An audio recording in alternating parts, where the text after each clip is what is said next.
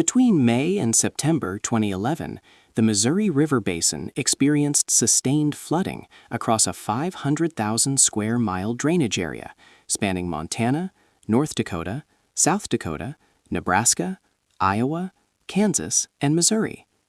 The system included 6 main stem dams operated by the U.S. Army Corps of Engineers for flood control, hydropower, navigation, and water supply. Standard operational protocols assumed reservoir capacity adequate to capture spring runoff and regulate downstream flows within channel banks.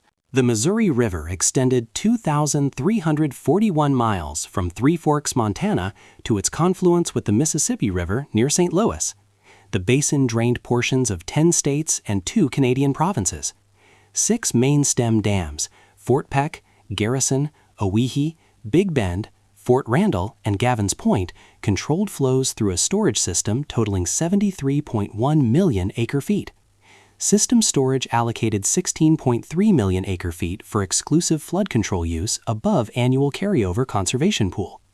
Historical operations maintained reservoir levels within predictable ranges, releasing water to support downstream navigation requirements of 31,000 cubic feet per second. Winter 2010-2011 produced above-normal snowfall across the northern basin.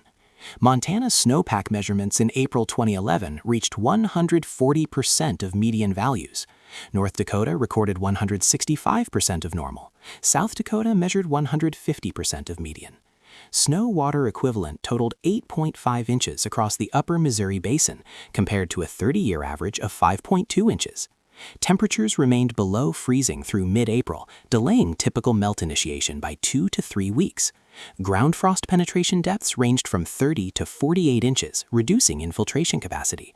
Reservoir levels entering snowmelt season stood at 95% of conservation pool capacity. Snowmelt commenced in late April as temperatures rose rapidly across Montana and the Dakotas. The delayed melt compressed the typical 6-week runoff period into 3 to 4 weeks. Fort Peck Reservoir received 2.8 million acre-feet during May, compared to a May average of 1.4 million acre-feet. Garrison Reservoir inflows reached 3.1 million acre-feet in May, exceeding the previous May record of 2.6 million acre-feet set in 1975. Owyhee Reservoir documented May inflows of 4.2 million acre-feet against a historical May average of 2.1 million acre-feet. By May 15th, combined storage in the 6 reservoirs exceeded the flood control zone. On May 17th, total system storage reached 56.3 million acre-feet, surpassing the exclusive flood control allocation threshold. Fort Peck Reservoir stood at elevation 2,237 feet, 12 feet above its flood control pool target. Garrison measured elevation 1,837 feet, 7 feet above target. Owyhee recorded elevation 1,607 feet, 5 feet above target.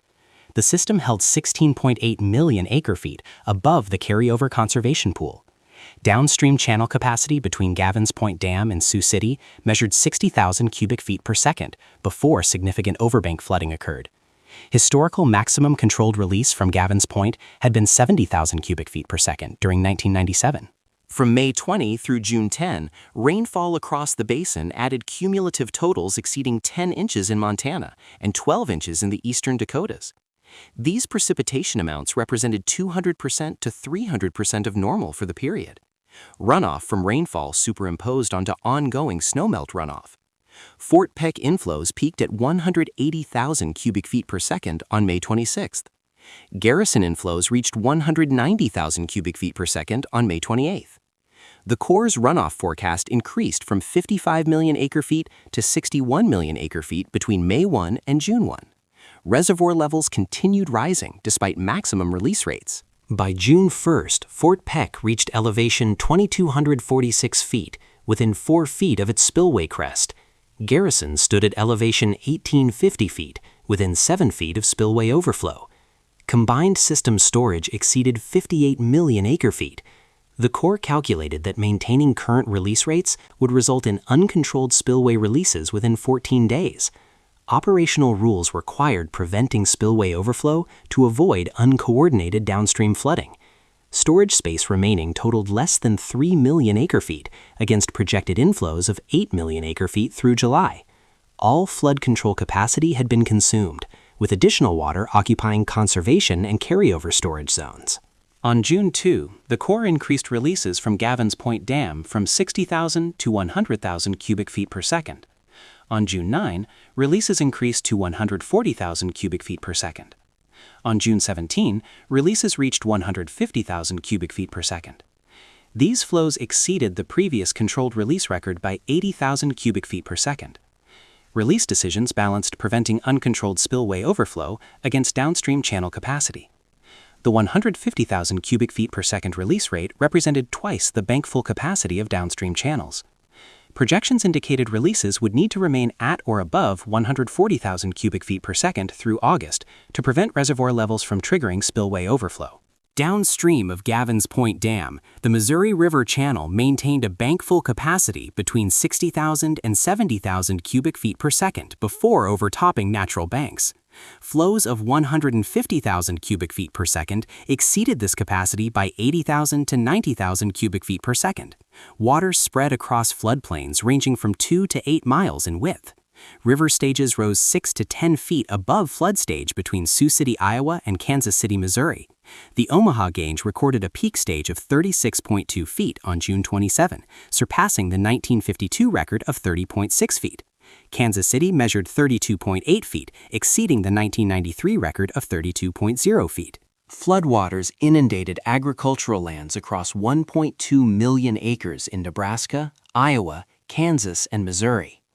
The Missouri River floodplain between Sioux City and St. Louis contained 800,000 acres of cropland planted with corn and soybeans during April and May. Inundation depths ranged from 2 to 12 feet, remaining above ground level for 60 to 90 days. Planting season losses totaled 400,000 acres where flooding occurred before June 15th.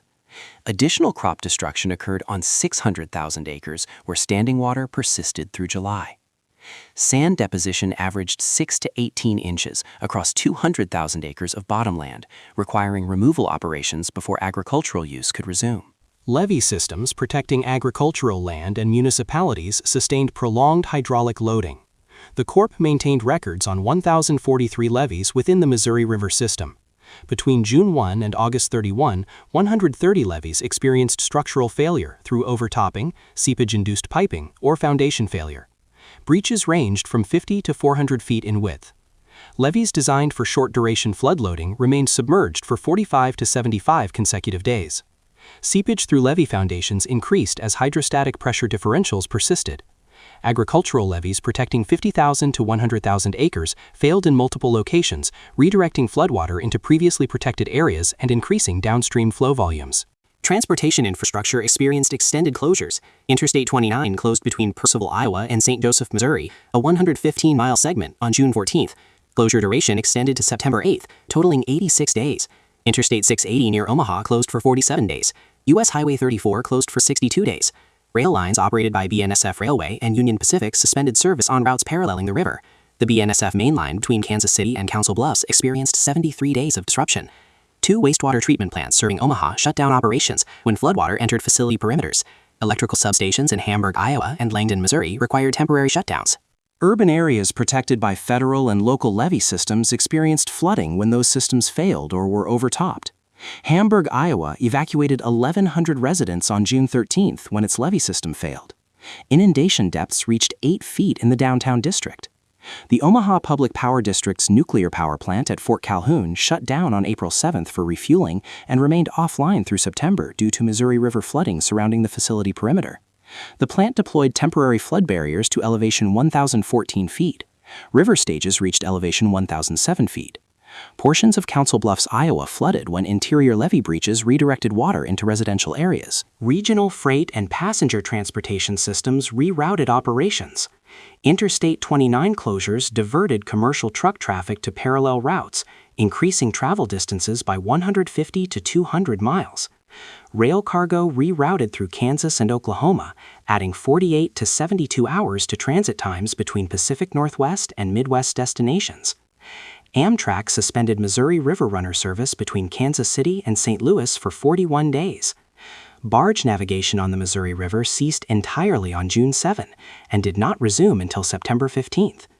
The navigation channel typically moved 2.5 million tons of cargo annually. The 100-day closure eliminated seasonal transport capacity. Economic losses totaled $4.2 billion across the Missouri River Basin. Agricultural sector losses reached $1.8 billion, including crop destruction, livestock losses, and infrastructure damage. Transportation disruptions generated $800 million in additional costs from rerouting and delays. Property damage to residential and commercial structures totaled $900 million. Levee repair costs exceeded $400 million. Municipal infrastructure replacement and repair accounted for $300 million. Lost hydropower generation during flood operations reduced revenue by $75 million. The extended duration of flooding multiplied economic impacts compared to short-duration flood events, as recovery operations could not commence until water levels receded in September. Emergency operations maintained continuous staffing from June through September. The Corps deployed 800 personnel to monitor levees, coordinate releases, and manage emergency response. 8 states activated National Guard units totaling 2,200 personnel. Evacuations displaced approximately 11,000 residents from communities between Sioux City and Kansas City. Temporary shelter facilities operated for 60 to 90 days. The Federal Emergency Management Agency deployed incident management teams to Nebraska, Iowa, Kansas, and Missouri. Flood fighting operations consumed 8 million sandbags. Pumping operations to remove water from protected areas required 450 high-capacity pumps operating continuously for 45 to 60 days. Reservoir releases began decreasing on August 1 when Gavin's Point Dam discharge reduced from 150,000 to 145,000 cubic feet per second. By August 15th, releases decreased to 130,000 cubic feet per second. September 1 flows measured 100,000 cubic feet per second. Normal release rates of 31,000 cubic feet per second resumed on October 1st. River stages dropped below flood stage at Omaha on September 3. Kansas City fell below flood stage on September 8th. Total duration above flood stage ranged from 85 to 95 days across monitoring stations. Floodwater withdrawal exposed debris fields, sediment deposits, and damaged infrastructure. Agricultural lands remained saturated through October, preventing fall planting operations. The 2011 Missouri River flood established peak flow records at 45 stream gauges throughout the basin. Runoff volume totaled 61 million acre-feet, the highest annual runoff recorded since systematic measurements began in 1898. The previous record of 49.3 million acre-feet occurred in 1881 based on reconstructed flow data. The U.S. Geological Survey classified the event as exceeding a 100-year recurrence interval across multiple subbasins. Total system storage peaked at 58.7 million acre-feet on July 1, representing 80% of total reservoir capacity. Post-flood analysis identified reservoir system limitations when sustained runoff exceeds multi-month storage capacity, combined with downstream channel constraints.